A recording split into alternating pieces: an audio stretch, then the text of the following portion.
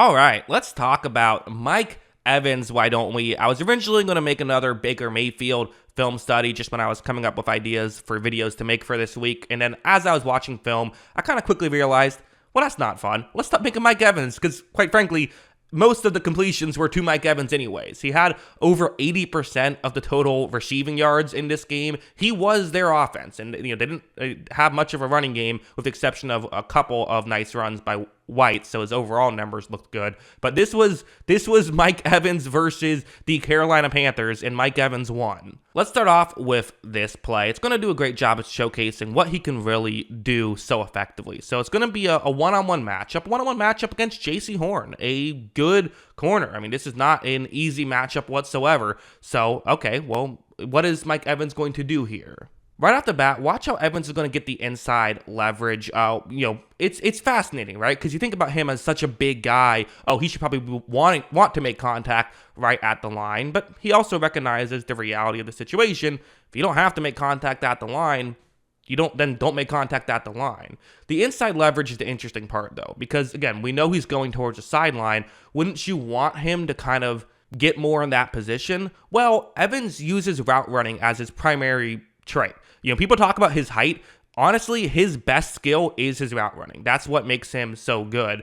And because he's going towards the inside, it can get J.C. Horn to believe that that's where the route is eventually going. So Evans runs off screen, and then eventually Mayfield throws it towards him. You see that when he cuts back towards the outside, Horn is way behind him. Again, wish I had the all-22. The site that I get all-22 was very broken, unfortunately, so using broadcast. But it's the route running that Mike Evans is able to do so effectively on this play.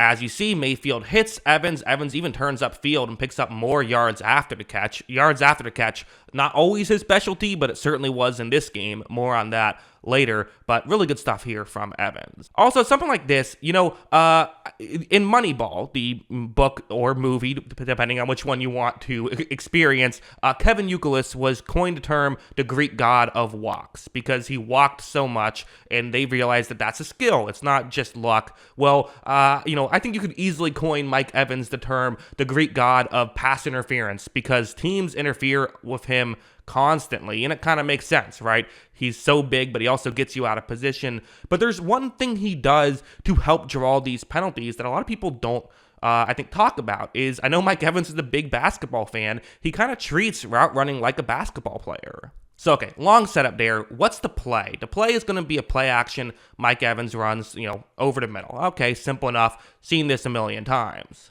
As you see, Mayfield runs the play action, offensive line is doing their job, and you see for Evans, there's a safety back who can try and make a play. That's the one-on-one matchup on this play. But what I want you to do here, and this is Xavier Woods that he's going up against, that's the safety, but I want you to focus on Evans and how he runs this. And what I mean by like a basketball player is, for basketball players, they kind of know, hey, try to draw fouls sometimes. Well, watch how Evans is going to run this. Watch him take a step towards his right, but then gets towards the left and kind of, almost initiates the contact, but doesn't quite. Gets right up to the defender. I'm going to show the other angle where you can see him kind of, he takes that step towards the right, gets right next to Woods, and if Woods just goes 1 inch towards Evans, well, now it's a penalty, and you got the pass interference penalty. So, part of Evans not being afraid of contact is in these situations. He runs right next to you. Quite frankly, he knows that he can create a little bit of contact and the refs won't call it. And if the defender creates the contact, the refs will call it. So because of it, it makes it almost impossible to cover. Is it kind of a system of the way the NFL game works?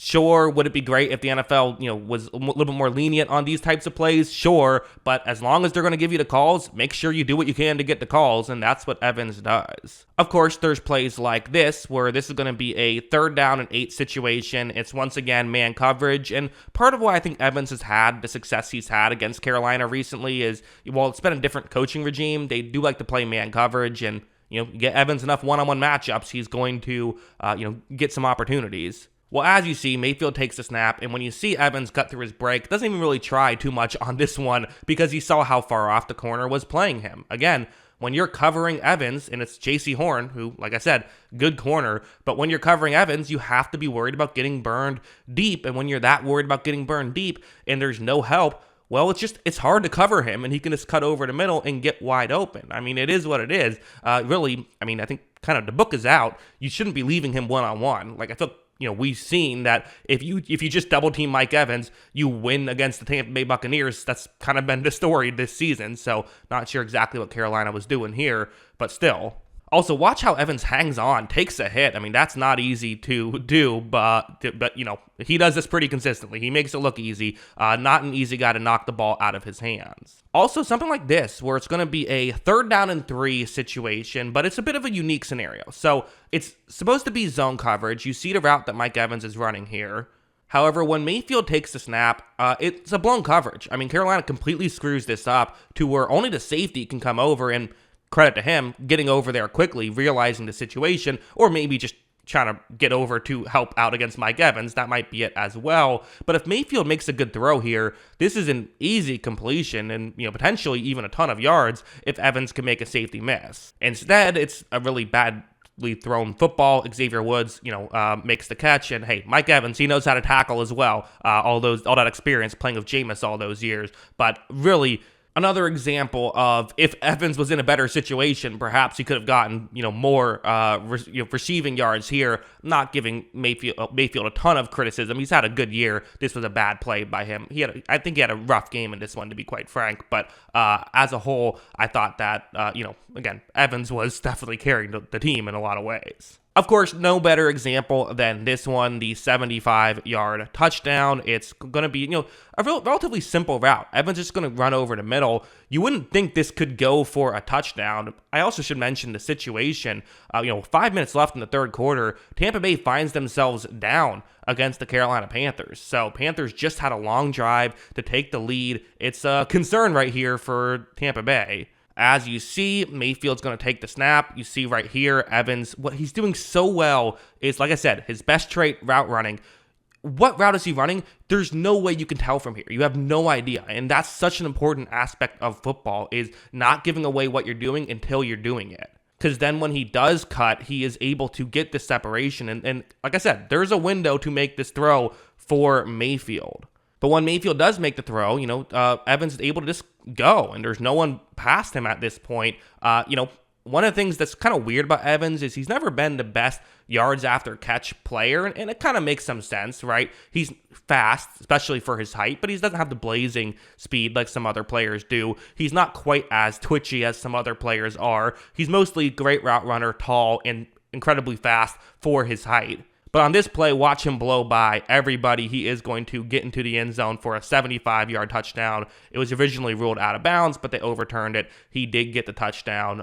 Incredible play by an incredible player, Mike Evans, finding ways to make things happen. So, yeah, I mean, really good stuff. It's really, you can't help but think, where would the Buccaneers be without Mike Evans right now? And the fact that, they haven't given him a contract makes you wonder, which for all that stuff, like, listen, if you want to say we're rebuilding, we don't need a veteran player, okay, well then trade him, get value back. I think if I'm a contending team, I'd be willing to give up a late first-round pick for him, given where he's at right now, even if you might only get 3-4 years of that production. I think it's worth it. Look at what Miami did, adding Tyreek Hill. Not saying Evans is Tyreek Hill, just talking about the logic. But at the same time, I mean, I don't know.